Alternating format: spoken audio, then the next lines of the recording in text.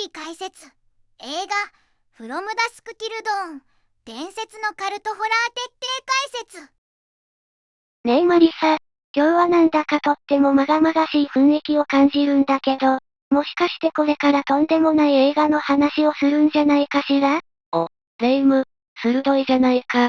今日はな、見る者の予想を根底から覆す。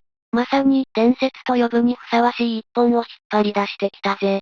それは1996年に公開された、一度見たら忘れられない衝撃作、映画、フロムダスクティルドーンだ。フロムダスクティルドーン、なんだか不思議なタイトルね。夕暮れから夜明けまで。っていう意味かしら？一体どんな映画なの？カルトホラーって聞いただけでドキドキしちゃうわ。その通り、タイトルの意味も映画の内容に深く関わってくるんだ。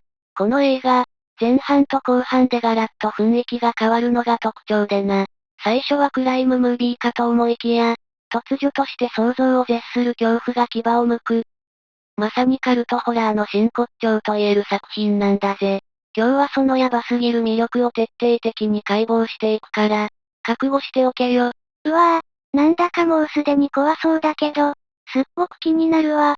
ぜひ詳しく教えてちょうだい。まず、この映画の最大の特徴であり、多くの観客を驚愕させたのが、そのあまりにも大胆な二部構成だ。予想を裏切る衝撃の2部構成。前半クライム、後半ホラーの融合。この映画はな、物語が半分くらい進んだところで、観客が全く予想していないジャンルにいきなり切り替わるんだ。前半は、冷酷な銀行強盗犯月光兄弟が、FBI から逃れメキシコを目指す、緊迫感に満ちたクライムスリラーとして展開する。前半はクライムスリラーなのね。それだけでもドキドキしそう。兄弟はどんな感じなの？兄のセスはプロの犯罪者だが、弟のリッチーはどこか危うい。この二人が人質を取りつつメキシコ国境を目指す。観客は彼らは逃げ切れるのかと固唾を飲む。ここまでは王道の逃亡劇だ。なるほどね。でも、そこからどうやってホラーに？全く想像がつかないんだけど。兄弟は、フラー牧師一家を人質にして国境を越え、メキシコ国内の寂れたバーキッチツイスターに到着する。組織との合流地点だ。だが、そのバーに足を踏み入れた瞬間、物語は180度急転換するんだ。キッチツイスター。名前からして不穏だけど、そこで何が起こるの？それまでのクライム映画の雰囲気は一瞬で消え去り、観客は突如として血しぶき舞う絶望的なサバイバルホラーの真っ只中に突き落とされる。バーの従業員やダンサーたちが、次々と牙を剥く恐ろしい吸血鬼へと変貌し、月光兄弟たちに襲いかかるんだ。この唐突で、観客の予想を粉々にするジャンルスイッチこそが、本作を伝説にした最大の要因さ。クライム映画だと思ってたら、いきなり吸血鬼ホラーに、そんなのってありなの？頭が混乱しちゃうわ。ありもあり、大ありなんだな。この衝撃的な構成の転換こそが、フロムダスクティルドーンがカルト的人気を不動のものにした理由だ。観客は心地よく裏切られ、その混沌の虜になるんだぜ。なるほど。予想を裏切るっていうレベルじゃないわね。これは、まさに衝撃の融合って感じね。ヒサイクエンティン、タランティーノ脚本、ロバート・ロドリゲス監督の化学反応。さっきの話を聞いて、ますますこの映画が気になってきたわ。あんな突拍子もないストーリー、一体誰が考えたのかしら？それも当然の疑問だな。この映画のぶっ飛んだ脚本を手掛けたのは、何を隠そう、あのクエンティン・タランティーノなんだ。あのタランティーノが、パルプフィクションとかレザボアドッグスの、確かに、彼の作品ならありえそうな展開かもしれないわね。その通り、タランティーノといえば、時系列を巧みに操る独特の語り口、超回しの会話劇、そしてバイオレンス描写とブラックユーモアの絶妙な融合が特徴だよな。この、フロムダスクティルドーンの脚本も、まさにタランティーノ節が炸裂しているんだ。特に月光兄弟のセリフの応酬なんかは、彼の真骨頂と言えるだろうな。なるほどね。タランティーノが脚本を書いたっていうだけで、がぜん面白みが増してきたわ。じゃあ、監督は誰が務めたの？そして監督を務めたのが、これまた奇才、ロバート・ロドリゲスだ。彼は、デスペラードや、シンシティなんかで知られる、ラテン系アクションの申し子みたいな監督だな。ロドリゲス監督、スタイリッシュで血湧き肉踊るアクションを撮る人ね。タランティーノ脚本でロドリゲス監督。なんだかすごい組み合わせじゃない。まさにドリームタッグだろ？ロドリゲス監督は、タランティーノの書いた過激で予測不能な脚本を、持ち前のスピーディーでエネルギッシュな映像センスで見事に料理しきったんだ。特に後半の吸血鬼との壮絶なバトルシーンは、ロドリゲス監督ならではのケレン味あふれるアクションが満載で、見る者を飽きさせない。脚本のタランティーノの個性と、監督のロドリゲスの個性が、それぞれ強烈にぶつかり合って、とんでもない化学反応を起こしたってことね。そういうことだ。タランティーノの角度濃かユーモラスで危険なキャラクターたちと、ロドリゲス監督の描く過激でスタイリッシュなバイオレンスが見事に融合して、他に類を見ない独創的な作品が誕生したんだ。この二人の才能のぶつかり合いこそが、本作を単なる B 級ホラーで終わらせず、カルト映画の金字塔へと押し上げた大きな要因と言えるだろうな。彼らの友情と才能が奇跡的なバランスで結実した作品なんだ。聞けば聞くほど、その化学反応をスクリーンで確かめてみたくなるわ。ジョージ・クルーニー、ハーベイ・カイテルら豪華キャストと強烈キャラたち。タランティーノ脚本でロドリゲス監督ってだけでもすごいのに、もしかして出演者も豪華だったりするの？その通り、レイム。この映画、キャスト陣も半端じゃなく豪華なんだ。まず、月光兄弟の兄、セス月光を演じたのが、なんとジョージ・クルーニーだ。ジョージ・クルーニー、ダンディで知的なイメージの彼が、銀行強盗役なんて意外だわ。だろ？今でこそ大スターのクルーニーだが、当時はまだテレビドラマ ER 緊急救命室で人気が出始めた頃だったんだ。そんな彼が、この作品では冷酷非情ながらもどこか人間味のあるアンチヒーロー、セスを見事に演じきっている。タプー姿も新鮮で、彼の新たな一面を引き出したと言えるな。弟のリッチー役はタランティーノ自身が演じているんだが、これがまたハマり役なんだ。タランティーノも出てるのね。それは見逃せないわ。他のキャストはどうなの？そして、月光兄弟に人質に取られるフラー牧師一家の父親、ジェイコブ・フラーを演じたのが、名優ハーベイ・カイテルだ。ハーベイ・カイテル。レザボア・ドッグスやピアノレッスンの、彼のような実力派俳優が、こんなクレイジーな映画に出ているなんて、それもまた驚きね。カイテルは、信仰を失った元牧師という複雑な役どころを深みのある演技で表現している。特に後半、吸血鬼たちと対峙する場面での覚悟を決めた彼の姿は、見る者に強烈な印象を残すぞ。彼の存在が、ともすれば荒唐無稽になりがちな物語に説得力と重厚感を与えているんだ。なるほど。ジョージ・クルーニーにハーベイ書いてる。確かに豪華だわ。他にも印象的なキャラクターはいるの？もちろんだ。フラー牧師の娘、ケイト・フラーを演じたジュリエット・ルイスも忘れてはいけない。彼女の持つ独特の危うさとキュートさが、作品の良いアクセントになっている。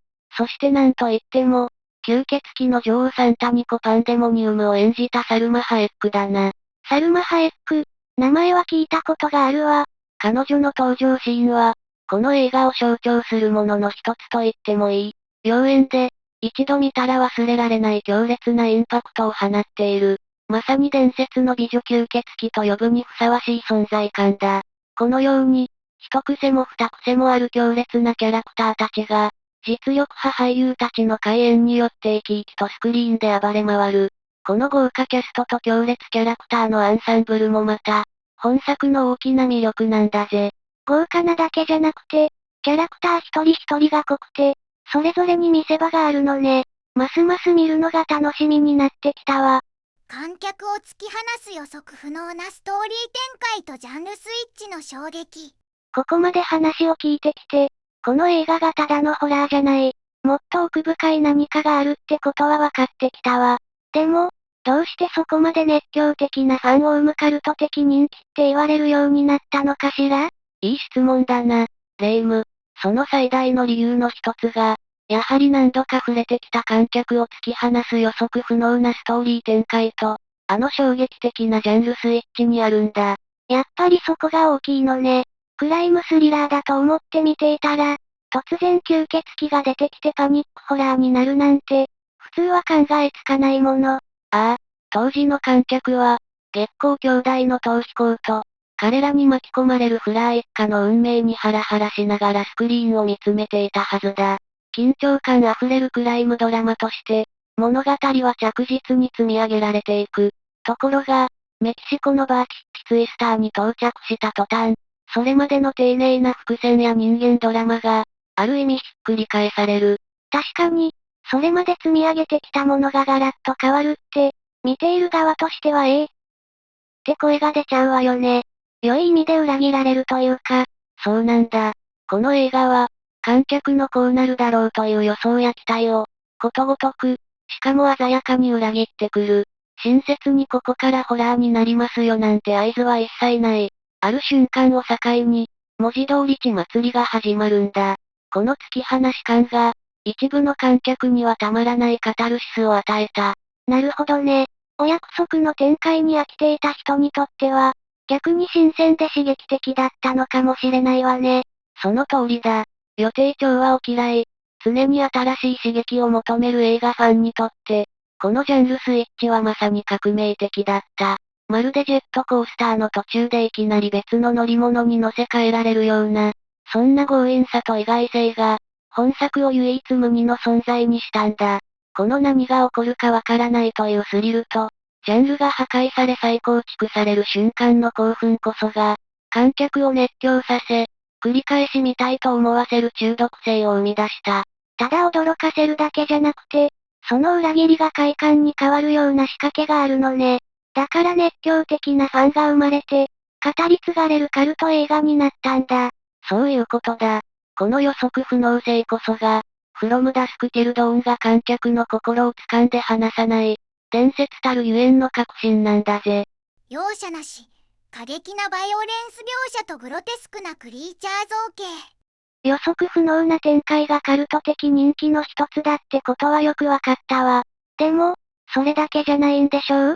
ホラー映画としての怖さ、というか、過激さみたいなものはどうだったの？よくぞ聞いてくれた、レイム。この映画がカルト的な人気を博したもう一つの大きな理由は、まさにその容赦なしの過激なバイオレンス描写とグロテスクなクリーチャー造形にあるんだ。やっぱり、タイトルからしてそんな気はしてたけど、相当なものなのね。ああ、半端じゃないぜ。特に後半の吸血鬼との戦闘シーンは、血しぶき、肉片、妖怪する体といった直接的なゴア表現がこれでもかと叩きつけられる。武器もショットガンや杭はもちろん、手作りの十字架型パイルドライバーや、水風船に聖水を詰めたものまで登場して、ありとあらゆる手段で吸血鬼どもを木っ端みじんにしていくんだ。うわぁ。聞いているだけでも結構強烈ね。そういうのが苦手な人はちょっと注意が必要かもしれないわね。間違いないな。だが、その徹底したゴア描写が、ある種の爽快感を生み出しているのも事実だ。中途半端な手加減は一切なし、やるならとことんやる、という作り手の覚悟が画面から伝わってくる。この容赦のなさが、一部の熱狂的なファンを生んだんだ。なるほど。クリーチャーの造形はどうだったの？吸血鬼って、いろいろなイメージがあるけど、この映画の吸血鬼たちは、単に牙があって血を吸うだけじゃない。ある者は醜悪な怪物のような姿に変貌し、またある者は蛇のようなおぞましい姿を見せる。そのデザインは、伝統的な吸血鬼のイメージを踏襲しつつも、よりグロテスクで動物的な、まさにモンスターと呼ぶにふさわしいおぞましさを強調しているんだ。特殊メイクや VFX を手掛けた KNBEFX グループの仕事ぶりは見事としか言いようがない。ただ怖いだけじゃなくて、生理的な嫌悪感を催すようなデザインなのね。それは確かに記憶に残りそう。そうだ。その強烈なビジュアルインパクトが、観客の脳裏に焼き付いて離れない。美しいだけの吸血鬼では決して表現できない、根源的な恐怖と嫌悪感を刺激する。この徹底したバイオレンスと、独創的でグロテスクなクリーチャーデザインの相乗効果が、フロムダスクティルドーンを唯一無二のホラー体験へと昇華させ、熱狂的な信者を生み出す要因になったんだ。生半可なホラーじゃ満足できない観客の渇望を満たしたのさ。予測不能なストーリーに加えて、視覚的にも強烈なインパクトがあるからこそ、カルト的な人気が出たのね。タランティーノ節炸裂、独特な世界観と記憶に残るセリフ回し。予測不能な展開に過激なバイオレンス、そして強烈なキャラクターたち。この映画がカルト的人気を博した理由がだんだん見えてきたわ。でも、やっぱり脚本がタランティーノっていうのも、すごく大きい要素なんじゃないかしら？まさにその通りだ。レイム。この映画の根底に流れる独特の空気感。一度聞いたら忘れられないセリフ回しは、紛れもなくタランティーノの才能の賜物だ。いわゆるタランティーノ節が炸裂しているからこそ、これだけ多くの人々を魅了し続ける作品になったんだ。タランティーノ節っていうと、やっぱりあの独特の超回しの会話劇とか、ブラックユーモアかしら？そうだな。例えば、月光兄弟が交わす、どこか噛み合っているようで噛み合っていない、緊張感とユーモアが同居した会話。あれこそタランティーノの真骨頂だ。日常的な会話の中に、突如として暴力的な言葉や哲学的な問いが挟み込まれる。そのアンバランスさが、観客を作品世界にぐっと引き込むんだ。確かに、彼の映画の登場人物って、なんだか無駄話が多いようで、でもその会話が妙に記憶に残るのよね。それに加えて、映画や音楽、コミックなど、様々なポップカルチャーからの引用が散りばめられているのも特徴だ。わかる人にはにやりとできる仕掛けが満載で、それが作品に深みと遊び心を与えている。この、フロムダスクティルドーンでも、そういった引用が随所に見られる。そういう小ネタ探しも、ファンにとっては楽しみの一つになりそうね。セリフ回しもやっぱり独特なの？ああ、一度聞いたら耳から離れないような、クールでスタイリッシュなセリフが満載だ。あれ？人間って意外に強いとか、だって簡単に死ねないからね、といった象徴的なセリフは、映画を見た多くの人の心に刻まれているはずだ。キャラクターの個性を際立たせ、観客の感情を揺さぶる。それがタランティーノの書くセリフの力だな。なるほどね。ただ過激なだけじゃなくて、そういった細部にまでこだわり抜かれた世界観と、記憶に残る言葉の力が、観客を引きつけてやまない理由なのね。その通り、この唯一無二のタランティーノワールドこそが、観客に強烈な印象を残し、何度も繰り返し見たくなる中毒性を生み出している。ストーリーの奇抜さやバイオレンス描写だけでなく、この言語感覚と世界観のセンスが、本作を単なるジャンル映画以上の、特殊なカルトフィルムへと押し上げたんだぜ。サルマ・ハエック演じるサタニコ・パンデモニウムの伝説的ダンスシーン。さて、この、フロムダスクティルドーンが単なるカルト映画に止まらず、今なお多くの映画ファンに語り継がれる伝説となった最大の理由の一つ。それが、サルマ・ハエック演じるサタニコ・パンデモニウムの、あまりにも衝撃的で伝説的なダンスシーンだろう。ああ、やっぱりそのシーンの話になるわよね。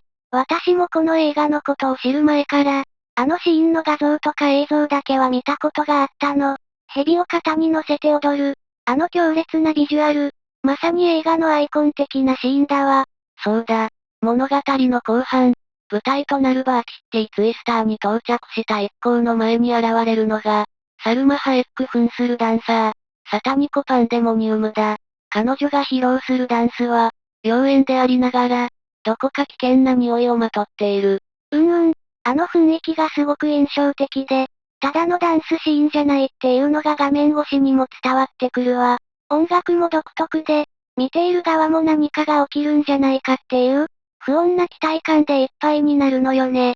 そして、その不穏な期待感が、あの決定的な瞬間へとつながる。彼女がクライマックスで披露する、肩に巨大な蛇を乗せたままのダンスだ。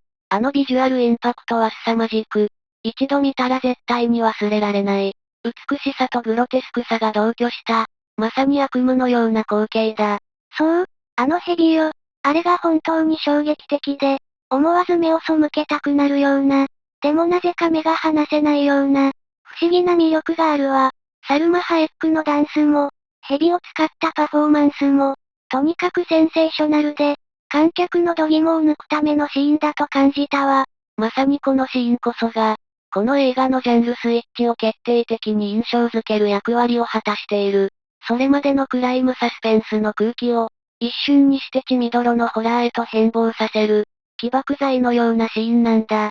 なるほど、あのダンスが、物語のギアを完全に切り替える合図になってるのね。見た目のインパクトだけじゃなくて、物語の展開においてもすごく重要な意味を持ってるシーンなんだ。ああ、このシーンは、サルマ・ハエックのキャリアにおいても非常に重要なターニングポイントとなったし、映画史においても、特定のジャンル映画における象徴的なワンシーンとして語り継がれている。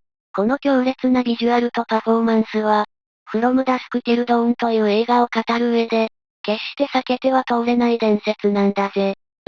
本当に伝説のシーンだと思うわ。この映画を見たことがない人にも、ぜひあのダンスシーンだけは一度見てほしいって思っちゃうくらい、インパクトがあるもの。バーティッティツイスターでの壮絶な吸血鬼との攻防戦。サタニコパンデモニウムのダンスが強烈なインパクトを残すってことは分かったわ。でも、そのダンスの後、いよいよ吸血鬼たちとの戦いが始まるのよね。そのシーンもやっぱりすごいの？ああ、もちろんだ。サタニコのダンスが静かの衝撃なら、その後に続くバーティッティツイスターでの吸血鬼との大攻防戦は、まさに銅のクライマックスだ。ここから映画のジャンルが完全に切り替わり、観客は怒涛のサバイバルアクションに叩き込まれることになる。いよいよ本番って感じね。どんな戦いになるの？まず、バーの従業員やダンサーたちが次々と吸血鬼の本性を表し、客たちに襲いかかるんだ。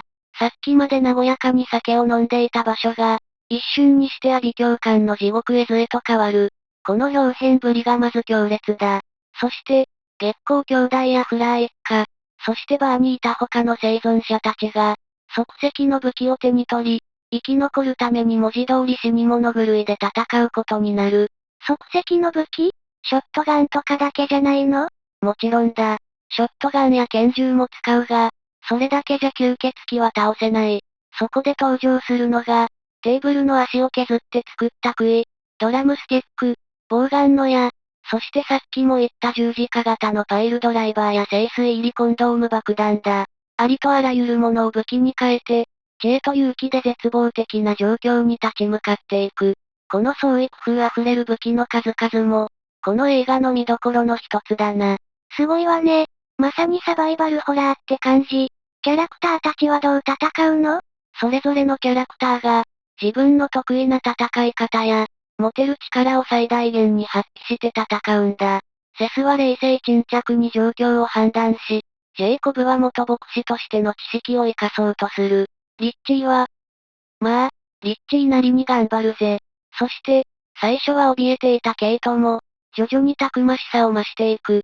この極限状態での人間ドラマも見逃せない。ただグロテスクなだけじゃなくて、キャラクターたちの成長や葛藤も描かれているのね。そうだ。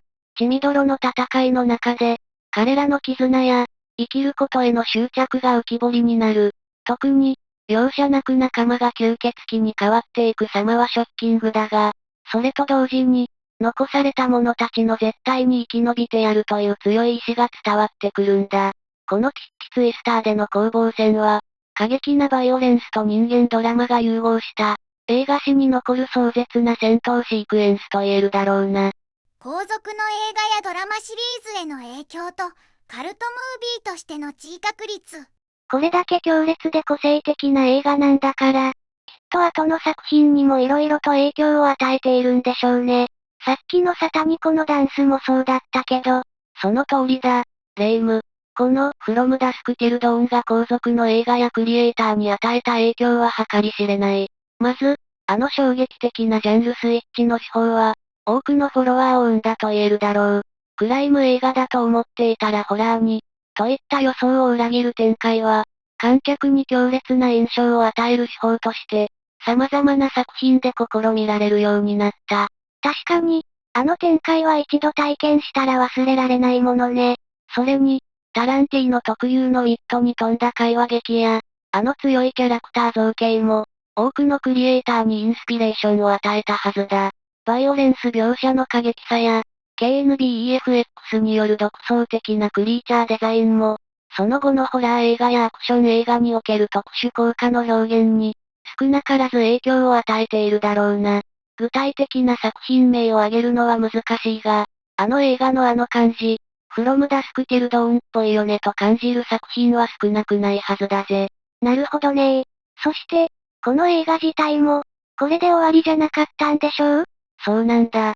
本作の人気を受けて、続編として、From Dusk Till Dawn 2テキサス・ブラッドマネーと From Dusk Till Dawn 3が制作された。さらに、2014年からはロバート・ロドリゲス自身が制作総指揮を務める形でテレビドラマシリーズも展開されたんだ。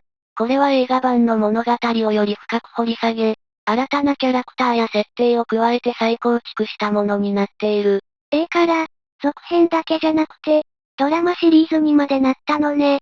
それだけ人気が根強いってことなんだ。まさにその通りだ。オリジナル作品が持つパワーと魅力が、時代を超えて新たなファンを獲得し続けている証拠と言えるだろう。これらの続編やドラマシリーズの存在もまた、From Dusk Till Dawnが単なる一発ヒットの映画ではなく、長きにわたり愛され、語り継がれるカルトムービーとしての地位を不動のものにした要因の一つなんだ。模倣する作品は数あれど、このオリジナルの輝きと衝撃を超えるのは、そう簡単なことじゃないのさ。総評またはまとめ、From Dusk Till Dawn はなぜ見るべき一本なのか。From Dusk Till Dawn を見るべき理由は、その予測不可能な展開だよね。クライム映画からホラー映画に変わる衝撃的なジャンルスイッチが、他の映画にはない魅力を生んでいるんだ。そうだな。タランティーノのセリフ回しとロドリゲスの映像表現が融合して、キャラクターたちが生き生きと描かれている。特に、サルマ・ハエックのダンスシーンや、キッチツイスターでの戦いは今も語り継がれている。映画全体が、ただのホラー映画ではなく、映画史に残る名作だと思う。影響力が大きく、今でも多くの映画やドラマにそのスタイルを引き継ぐものがある。ホラー映画やアクション映画のファンには絶対に見るべき一本だな。ジャンルを超えた衝撃と魅力が、何度見ても楽しめる要素になっている。最後までご視聴いただきありがとうございました。これからも役立つ情報をお届けいたしますので、チャンネル登録と高評価をよろしくお願いします。